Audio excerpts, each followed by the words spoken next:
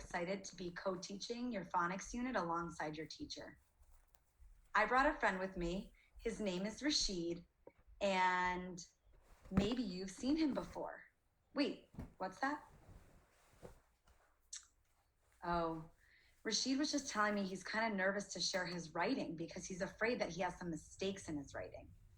And Rashid, what I want to tell you, and writers, what I want to tell you is that everybody has mistakes in their writing. It's nothing to be embarrassed about. The important thing is to share and learn from our mistakes. It's all part of the writing process. So don't be Sally. Wait a minute. That doesn't sound right. I didn't mean to say don't be Sally. I meant to say don't be silly. I made a blooper. Have you ever heard of the word blooper? Well, a blooper is something silly that someone says or does, and usually people laugh a little bit at it and then they try to fix it.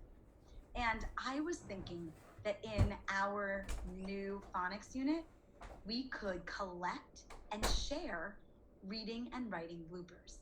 And today I want to teach you that if you want to learn from your bloopers, and that's what good learners do, it's important to not be embarrassed by them, but instead to share them with others and look at them yourself. Then you can think, wait, what sort of mess ups am I making over and over again? And how can I fix them? So let's study some bloopers or mistakes. So this is the word water. And I just want you to look closely at this word water, and I want you to think if you notice something that might be missing. Yeah, so it sounds right, water, but really water should have an E. Let me fix that. So water has an E before the R. But it's tricky because you don't hear the E, you really just hear the R. So let's look at another word. We're going to look at this word, cute. So look at this word, cute. And I want you to think if you know what might be missing. Yeah, you guessed it.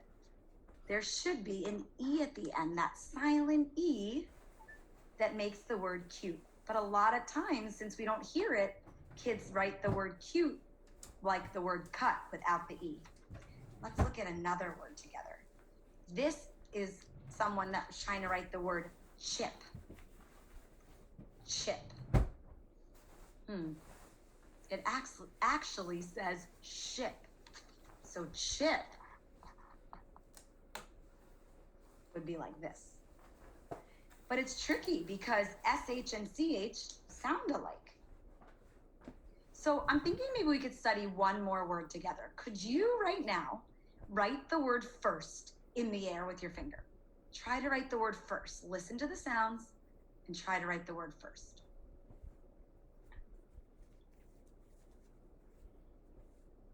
Yeah, the word first is a tricky word.